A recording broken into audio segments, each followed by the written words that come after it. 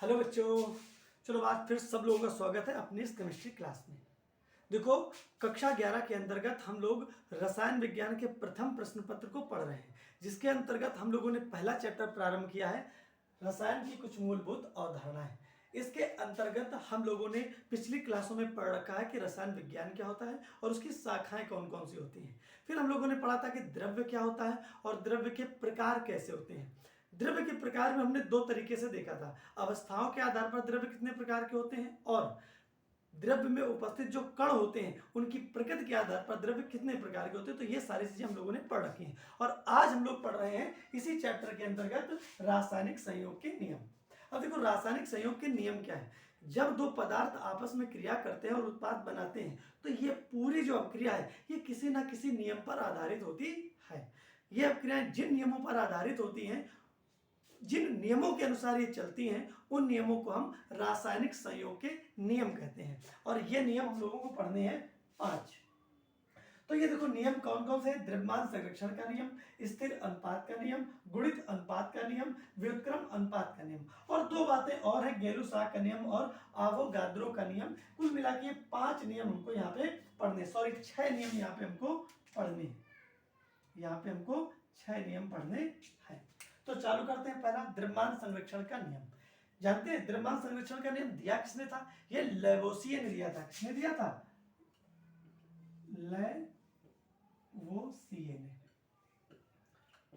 लेवोसिये ने दिया था द्रव्यमान संरक्षण का नियम। इसमें क्या बताया गया है? इसमें बताया गया है कि कोई भी अभिक्रिया हो, उस अभिक्रिया में पदार्थ की जो मात्रा होती है वो सदैव स्थिर रहती है। पदार्थ का जो द्रव्यमान होता है वो सदैव स्थिर रहता है, संरक्षित रहता है। ना तो पदार्थ घटता है और ना ही पदार्थ बढ़ जाता है। कुल मिलाकर एग्जाम्पल के तौर पर देखें तो यहाँ पे देखो, जैसे हमने लिया कार्बन और ऑक्सीजन, दोनों की आपस में अभिक्रिया करवाई और बनवा दिया CO2, कार्बन डाइऑक्साइड गैस। अब जरा इन दोनों परिस्थितियों में इसके द्रव्यमान का आकलन करें। कार्बन का द्रव्यमान, द्रव्यमान मतलब परमाणु भार यानी कि द्रव्यमान संख्या, कार्बन कितनी होती है? 12। और ऑक्सीजन कितनी होती है? ऑक्सीजन की होती है 16। लेकिन 2 ऑक्सीजन है तो 2 का गुणा कर देते हैं। आई बात समझ में? कार्बन का होता है 12 प्लस ऑक्सीजन का 2 का गुणा कर दो किसमें? 16 में। ठीक, 12 16 दूनी 32 और यहाँ पे 12 प्लस 16 दूनी 32, जोड़ दो तो कितना आ गया? जोड़ने पर ही आ गया 44 और ये कितना आ गया? ये भी आ गया 44। क्या समझ में आया? ये समझ में आया किस अभिक्रिया में जो अभिकारक हैं उनका द्रव्यमान जितना है, वो जो आपस में क्रिया करते हैं, जो उत्पाद बनता है उसका भी द्रव्यमान उतना ही है। यानी कि पूरी अभिक्रिया में पदार्थ के द्रव्यमान में कोई कमी या बढ़ोतरी नहीं हुई है, पूरा द्रव्यमान स्थिर रहा है। यानी कि कोई भी अभिक्रिया हो, उस अभिक्रिया में भाग लेने वाले जो अभिकारक हैं उनका जो द्रव्यमान होता है वो सदैव क्या होता है? स्थिर रहता है। कोई भी अभिक्रिया हो उसमें भाग लेने वाले पदार्थों का द्रव्यमान सदैव स्थिर रहता है। आई बात समझ में? फिर इसके बाद में दूसरा देखते हैं, स्थिर अनुपात का नियम। स्थिर अनुपात का जो नियम है ये दिया था प्राउस्ट ने। किसने दिया था? ये दिया था प्राउस्ट ने। इस नियम में क्या कहा गया है? इस नियम में कहा गया है कि कोई भी पदार्थ चाहे जिस स्रोत से प्राप्त हुआ हो, चाहे जिस तरीके से प्राप्त हुआ हो, उसमें उपस्थित जो तत्व होते हैं उनका अनुपात सदैव स्थिर रहता है। तो देखते हैं जरा। देखो, एक तुम्हारे पास कैल्शियम कार्बोनेट है। अगर इसको हम गर्म कर दें, इसको हम गर्म करें तो क्या होगा? कैल्शियम का ऑक्साइड बनेगा, साथ में कार्बन डाइऑक्साइड गैस निकलेगी। अगर हम क्या करें, सोडियम बाइकार्बोनेट, इसको गर्म करें तो इसको गर्म करें तो क्या होगा? इससे बनेगा Na2CO3, कार्बन सोडियम कार्बोनेट, साथ में कार्बन डाइऑक्साइड और H2O। तो देखो, CO2 यहाँ पे भी बन रहा है, CO2 यहाँ पे भी बन रहा है, तो दोनों में तो कार्बन डाइऑक्साइड बनने की अभिक्रियाएं अलग अलग हैं। यानी कि इस कार्बन डाइऑक्साइड का स्रोत है कैल्शियम कार्बोनेट और इस कार्बन डाइऑक्साइड का स्रोत है सोडियम बाइकार्बोनेट। और दोनों परिस्थितियों में क्या है, चाहे ये CO2 हो और चाहे ये CO2 हो, दोनों में क्या है? कार्बन कितना है? 12, अनुपात ऑक्सीजन कितना है? 2 गुणा 16। यहाँ पे कितना है? 12 अनुपात 2 गुणा 16। हम इसको सरल रूप में ऐसे भी लिख सकते हैं, 12 को लिख सकते हैं कितना, या ऐसे लिख लो 12 यहाँ पे क्या 16 दूनी 32 और यहाँ पे 12 16 दूनी 32। देखो जो अनुपात इस CO2 में है वही अनुपात तो इस CO2 में भी है कार्बन और ऑक्सीजन का। दोनों में कार्बन और ऑक्सीजन का अनुपात क्या है, एक जैसा ही है ना। तो यानी कि कोई भी अपक्रिया, कोई भी पदार्थ हो, वो चाहे जिस स्रोत से प्राप्त हो, चाहे जैसे प्राप्त हुआ हो, उसमें उपस्थित जो तत्व होते हैं उन तत्वों का अनुपात सदैव स्थिर रहता है। आई बात समझ में। अब इसके बाद में देखते हैं तीसरा क्या है, गुणित अनुपात का नियम। देखो गुणित अनुपात के नियम में क्या कहा गया है, सबसे पहले तो देखो दिया किसने था, ये दिया था डाल्टन ने, एक वैज्ञानिक थे डाल्टन, उन्होंने दिया था गुणित अनुपात का नियम।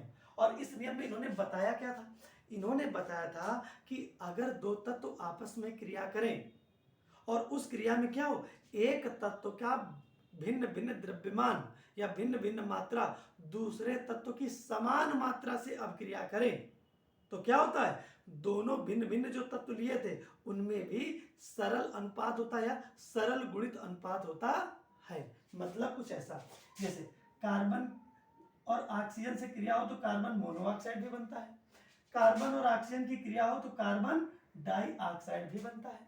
अगर दोनों में अनुपात की बात करें तो इसमें देखो 1:1 है, ठीक, इसमें कितना है 1:, ये तो क्या है 2 है, तो दोनों में देखो सरल गुणित अनुपात है।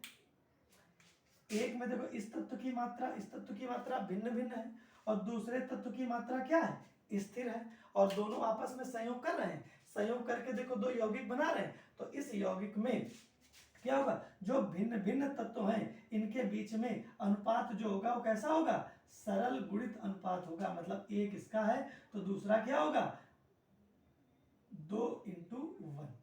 कोई दिक्कत। चलो और देखते हैं दूसरा, जैसे नाइट्रोजन का है, नाइट्रोजन Na2O भी बनाता है, नाइट्रोजन N2O2 भी बनाता है, नाइट्रोजन N2O3 भी बनाता है, नाइट्रोजन N2O4 भी बनाता है, नाइट्रोजन N2O5 भी बनाता है। यानी कि पूरे में देखो गौर करो, नाइट्रोजन की मात्रा देखो समान है, नाइट्रोजन की मात्रा समान है, लेकिन ऑक्सीजन की देखो भिन्न भिन्न मात्राएं देखो आपस में क्रिया करके देखो यौगिक बनाए हैं। तो इनमें क्या है कि देखो, अब इनमें अगर हम अनुपात देखें, ऑक्सीजन में ऑक्सीजन में ऑक्सीजन में ऑक्सीजन में ऑक्सीजन में, तो क्या होगा, इनमें सभी में कौन सा अनुपात है, गुणित अनुपात है। यानी कि 1:2:3:4:5, ऐसा कुछ, या ऐसा समझ लो कि इन दोनों में क्या है 1:2, ऐसा ही तो है। अगर इसका देख लो तो 1:3, इसका अनुपात देख लो तो 1:4, या हम इसको ऐसा भी लिख सकते हैं 1:1 क्या हो गया 1 या ऐसा देखो यहाँ पे, चलो यहाँ पे क्या हुआ 1:2 और यहाँ पे 1:3, यहाँ पे ×1 कर लो, 1:4:1, 1:5:1, तो क्या होता है परस्पर भी उनमें अनुपात क्या होता है सदैव स्थिर रहता है। मतलब गुणित अनुपात सदैव क्या होता है, सरल गुणित होता है। तो ये था हमारा गुणित अनुपात का नियम। फिर इसके बाद में आता व्युत्क्रम अनुपात का नियम, और ये व्युत्क्रम अनुपात का नियम दिया किसने था, ये दिया था रिचर ने, कहीं पे रिक्टर भी लिखा होता है, ठीक, तो रिचर ने दिया था। इन्होंने क्या कहा था अपने अपने नियम में, इन्होंने कहा था कि अगर दो तत्व आपस में क्रिया करें, दो तत्व क्या करते हैं, अगर दो तत्व किसी तीसरे तत्व से क्रिया करके समान अनुपात में यौगिक बनाते हैं, तो वो दोनों जब परस्पर भी क्रिया करेंगे तो जो यौगिक बनेगा उसमें भी दोनों तत्वों का अनुपात क्या होगा, सरल गुणित होगा या सरल अनुपात होगा। जैसे देखो कार्बन ने ऑक्सीजन से क्रिया किया तो बनाया CO2, ठीक, फिर ऐसे ही सल्फर ने ऑक्सीजन से क्रिया की तो बनाया SO2।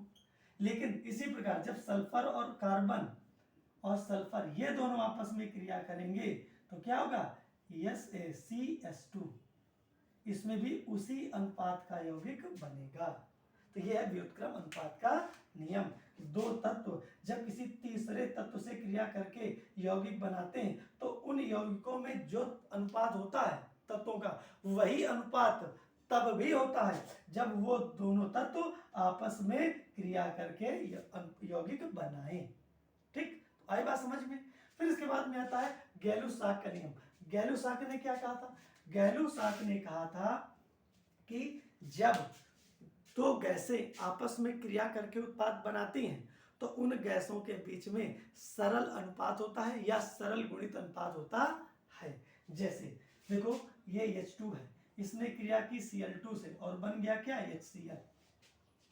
तो यहाँ पे क्या देखने को मिला? इसके और इसके बीच में जो अनुपात है वो कैसा है? सरल अनुपात है। ठीक, तो यहाँ पे ये चीज हो गई। फिर इसके बाद में और देखते हैं और इसे देखते हैं। जैसे एक हो गया तुम्हारा H2 plus O2 is equal to क्या हो गया? H2O। यहाँ पे 2 का गुणा कर देते हैं तो यहाँ पे हो गया 4, वो हो गया 2। तो यहाँ पे देखो क्या है? 2:1, यानी कि यहाँ पे क्या है? 2 × 1:1। तो यहाँ पे क्या है? 2 का गुणा ही तो है, तो गुणित अनुपात के नियम, यानी कि यहाँ पे क्या है? दोनों के बीच में सरल गुणित अनुपात है। ठीक, तो जब दो गैसें आपस में क्रिया करती हैं तो उनके बीच में क्या होता है? सरल अनुपात होता है या सरल गुणित अनुपात होता है। आई बात समझ में। अब इसके बाद में देखते हैं आवोगाद्रो का नियम, यानी कि ये छठवीं बात। आवोगाद्रो ने क्या कहा था कि समान आयतनों में किसी गैस में उपस्थित अणुओं की संख्या समान होती है ताप और दाब अगर स्थिर रहे तो, यानी कि स्थिर ताप व दाब पर किसी गैस के समान आयतनों में अणुओं की संख्या सदैव समान होती है। ये कहा था आवोगाद्रो के नियम में। अब देखो गैलू-साक का नियम तो गैलू-साक ने ही दिया था, ठीक, लेकिन जो आवोगाद्रो का नियम है ये दिया था बर्जीलियस ने। बर्जीलियस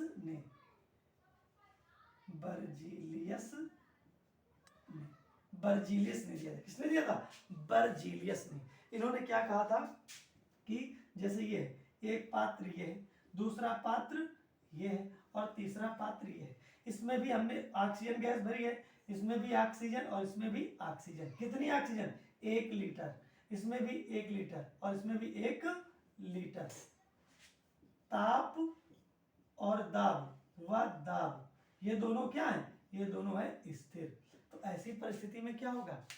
इन तीनों पात्रों में ऑक्सीजन की जो गैस समान आयतन में भरी हुई है, 1 लीटर इसमें, 1 लीटर इसमें, 1 लीटर इसमें, तो तीनों में क्या होगा? इनके अणुओं की संख्या समान होगी। तो किसी गैस समान ताप और दाब पर किसी गैस के समान आयतनों में ऑक्सीजन का आयतन यहाँ पे तीनों में देखो ऑक्सीजन का समान आयतन है, तो क्या होगा? इन तीनों में अणुओं की संख्या समान होगी। आई बात समझ में। तो आज हम लोगों ने जाना रासायनिक संयोग के नियम। अगर समझ में आए हो, पसंद आया तो इसको लाइक जरूर करना। साथ ही अगर कोई समस्या हो तो कमेंट बॉक्स में क्या करना? कमेंट करके सूचना जरूर देना कि नहीं समझ में आया, जल्दी पढ़ाया, क्या पढ़ाया। साथ ही सब्सक्राइब जरूर कर लेना ताकि आगे के वीडियो भी आसानी से उपलब्ध हो। दूसरी चीज, जब कमेंट बॉक्स में क्या करना? इसको देख के कमेंट करना ताकि हमको भी जानकारी हो कि कौन हमारा वीडियो देख रहा है। ठीक, तो फिर यहाँ तक अगले दिन मिलेंगे अगले किसी टॉपिक के साथ। तब तक के लिए जय हिंद, जय भारत।